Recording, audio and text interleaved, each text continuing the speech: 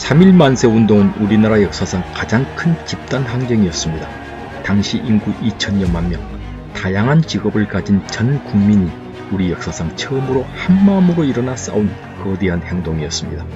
특히 그 이전과 이후 다른 독립운동에 비해 여학생들이 가장 많이 참여하고 또 우리 독립운동사에서 여성의 역할과 성과가 가장 강조됐던 운동이었습니다. 그렇지만 정작 만세운동 당시 기생단, 기생독립단, 기생독립만세 결사대를 조직해 가면서까지 적극적으로 만세 시위에 앞장섰던 기생들의 활동을 아는 사람은 그리 많지 않습니다. 한국 독립운동사는 물론 한국 여성사에서까지 지워진 이름 기생독립운동.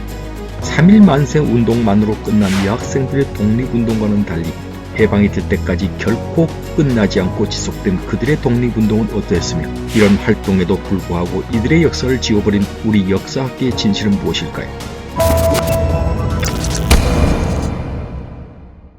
기생을 비롯한 이름 없는 독립운동가 계층이 공식적으로 처음 거론된 것은 2018년 제99주년 3.1절 기념식장에서였습니다. 당시 문재인 대통령 독립운동은 애국지사들만의 몫이 아니었습니다. 상인들은 철시운동을 벌였습니다. 나무꾼, 기생, 맹인, 광부들, 이름도 없이 살던 우리의 아버지, 어머니, 누이들까지 앞장섰습니다. 그렇지만 이 연설문을 쓴 사람은 기생들의 독립운동을 잘 알지 못한 사람이었나 봅니다. 한마디로 말한다면 당시 기생들의 독립운동은 나무꾼, 맹인, 광부들 틈 속에 그냥 구색맞추기로 끼워 넣는 성질의 만세운동이 아니었습니다. 기생들의 독립만세운동은 그야말로 그때 그 어떤 단체의 운동보다도 조직적이고 집단적이었으며 눈부신 항쟁이었기 때문입니다.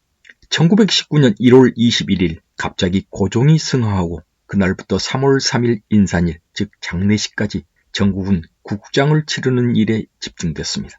수원기생 김향화 등은 즉각 모두 휴업 간판을 내걸고 음주 가무를 중단했습니다. 1월 27일에는 화려한 비단옷 비녀 대신 소복과 나무 비녀를 꽂고 서울 덕수궁 대한문 앞에서 각지에서 올라온 백성들과 함께 곡을 하며 망국의 슬픔을 토해냈습니다. 황해도 해주 기생 김성일, 문흥순 등도 3월 3일 인산일에 참여하고 돌아와 즉각 만세운동에 돌입합니다. 3월 19일 진주의 기생독립단은 1만여 군중의 만세운동에 앞장서 촉성루까지 전진합니다. 3월 29일 경기도 애기조합 33명의 수원기생들은 일제 식민지배 기관이 몰려있는 자예병원 앞에서 김향화를 중심으로 골기합니다. 3월 31일 경기도 안성에서는 변매화 등 안성기생들의 만세소리에 천여 명의 군중이 호응합니다. 같은 날 경상도 바다가 통영에서도 기생단 소속 7명 기생들의 지휘 아래 만세소리로 통영시장을 휩쓸고 지나갑니다. 4월 1일은 해주기생 10여 명이 3천여 명 만세시위대에 합류해 황해도 전역의 만세운동에 기름불을 던집니다. 이 기생들은 이미 고종의 장례식에도 참석하고 온 사람들이었습니다. 장례식에서 돌아오자마자 그들이 조직한 것이 기생독립만세 결사대였습니다. 이 밖에도 아마 숨어있는 기생만세운동이 더 많이 있을 겁니다. 당시 2천만 동포들은 전국 각지에서 너나 없이 만세운동에 참여했고 기생들은 그 누구보다도 실질적 편견과 억압에 눌려있던 계층이었기 때문입니다. 특히 나라를 잃은 슬픔보다 그들을 더 분노케 했던 것, 조선시대의 재색과 지식을 겸비하고 궁궐과 관청에 소속된 애기로서 전통문화 계승에 대한 자부심을 갖고 있던 관기에서 일제에 의한 관리받는 상업적 기생으로 전락해 버렸기 때문입니다. 게다가 일제는 몸을 파는 창기와 같이 기생들에게 성병 검사를 받게 하여 수치스럽고 치욕적인 상태에 놓이게 합니다. 수원에서는 일제가 수원 기생들의 성병 검사 장소로 수원 화성 행궁의 전궁이었던 봉수당에 자예병원을 설치하고 그곳에서 검사를 받게 합니다. 정조의 어머니 해경궁 홍씨의 회갑잔치가 열렸던 곳이 기생들의 성병 검사 장소가 되어버린 것이죠. 정조대왕 앞에서 기생들이 자부심을 가지고 공연을 펼치던 그 자리에서 말입니다.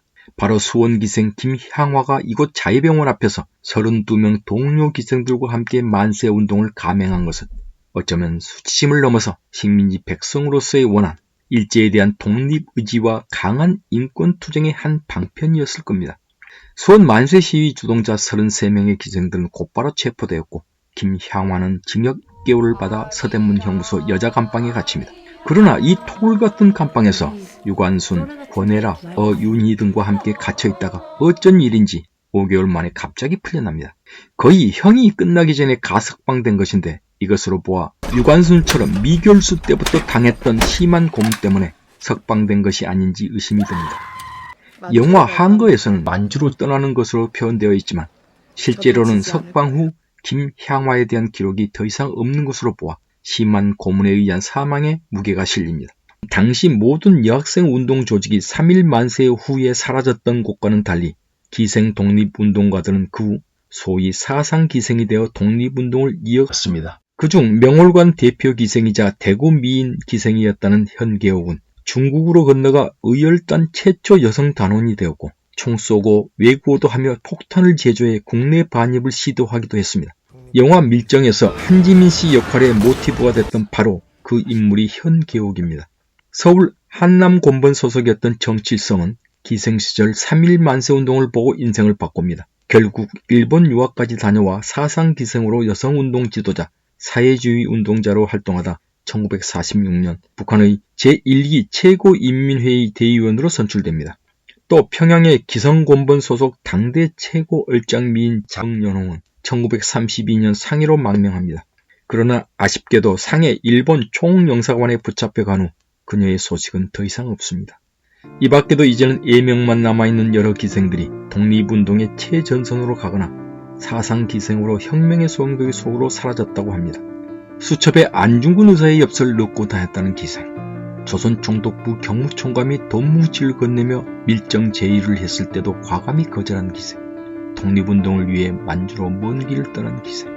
그래서 오죽했으면 3.1 만세운동 당시 일본 경찰의 치안 총책임자였던 치바리오는 조선의 800명 기생들은 화류계의 여자가 아닌 독립투사이자 살아있는 독립경문이었고 기생방이나 곤번은 불온소굴이라고 조선 총독부에 보고했겠습니다. 기생이라는 사회적 몰이와 전대는 해방이 된 후에도 여전했고 어쩌면 그 편견은 오늘에까지 이어지고 있는지 모릅니다. 무엇보다 예명으로만 남아있어 본명과 후손을 찾기 어렵고 또 설령 후손이 있다 손치더라도 후손들은 어머니 할머니의 과거가 창피하다고 손사래를 쳐버리기 때문입니다. 그리고 무엇보다 가장 큰 문제는 우리나라 역사학계나 여성 독립운동사에서마저도 무관심과 멸시로 이 기생 독립운동가들의 역사가 대부분 지워져 버렸다는 점입니다.